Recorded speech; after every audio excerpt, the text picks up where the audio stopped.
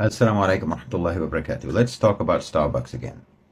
So there's a global boycott underway against Starbucks due to the perception that Starbucks is a Zionist company and that they support Israel.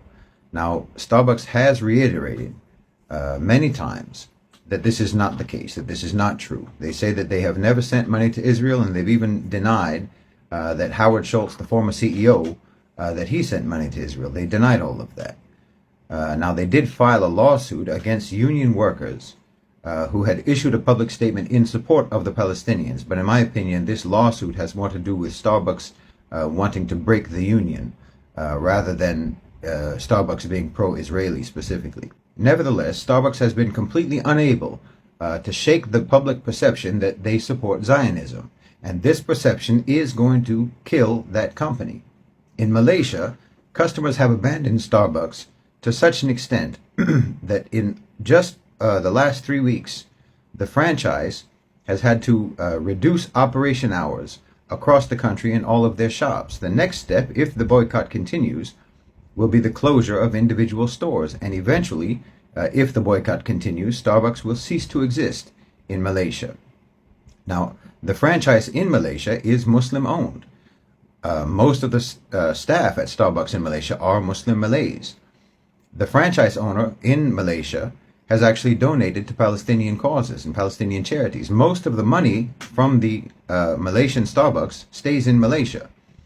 Only a percentage of that money goes to Seattle, and even that money, we haven't actually been able to confirm if any of that money ever ends up going to Israel, because Starbucks has denied that it does any of that.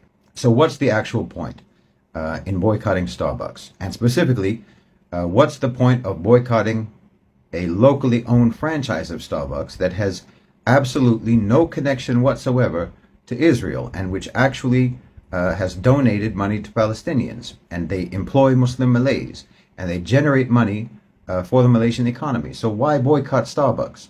Is that even fair? I mean, what about the workers who will lose their jobs? Well, Starbucks is a global brand.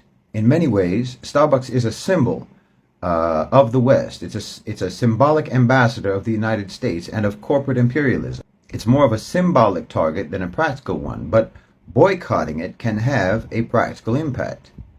You know, members of our Telegram group wrote hundreds, if not thousands, of letters to Starbucks over the last couple of weeks, and they're continuing to do so. And the responses from Starbucks over the course of 10 days or so has started to change.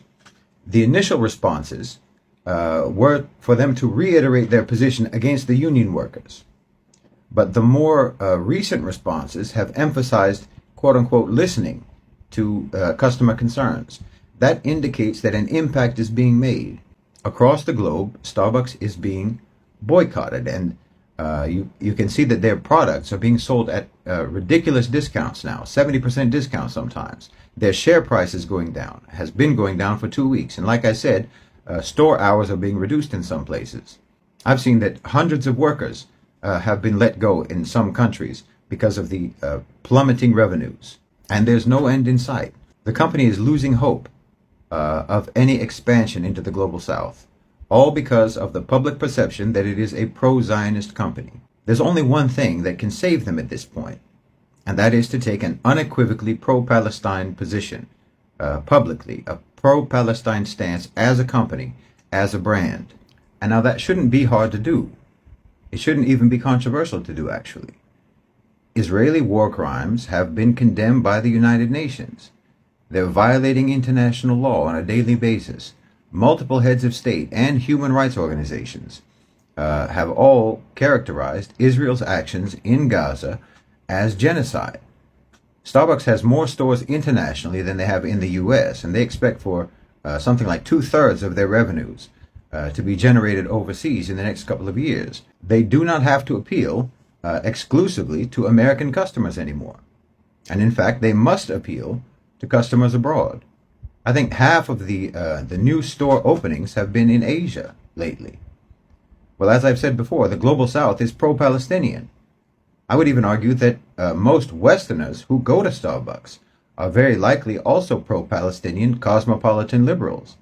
So there's no real business-related reason for Starbucks to not take a positive stance on Palestine, or to at least condemn Israeli crimes against humanity. If they continue to insist on so-called neutrality, or insist on remaining so-called apolitical, the company will lose market share all around the world. This is what democratizing corporate power looks like. The people are finally taking their seat at the negotiating table with corporate power, and they're demanding representation. They're demanding to be heard.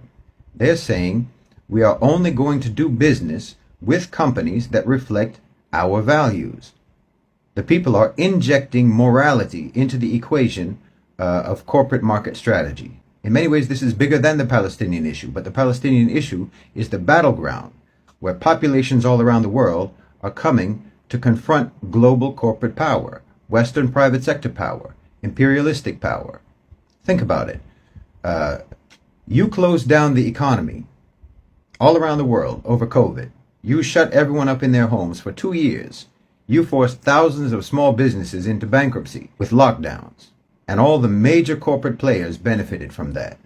Monopolistic consolidation accelerated. But you taught us how to not shop, how to not go to restaurants, how to not go to malls, and so on. You taught us discipline and self-restraint in terms of our consumer activity. Now we have those skills. You imposed economic shutdown on us, but now we have the skills to impose it on you. We can impose a COVID-style shutdown of the economy over the Palestinian issue. We don't need Starbucks. We don't need any of you. And we can shut you down. Are Starbucks employees going to lose their jobs? Of course they will. But companies close all the time if they can't appeal to the market. That's the risk you take. Aren't you always talking about how business owners are taking a risk and that's why they should be able to take all of the profits and shortchange their employees? And now you act like you care about the workers. How many small local cafes and coffee shops got muscled out of the market by Starbucks? How many local shops got closed because they couldn't compete with massive multinational corporate conglomerates? Well, we can reverse all that now.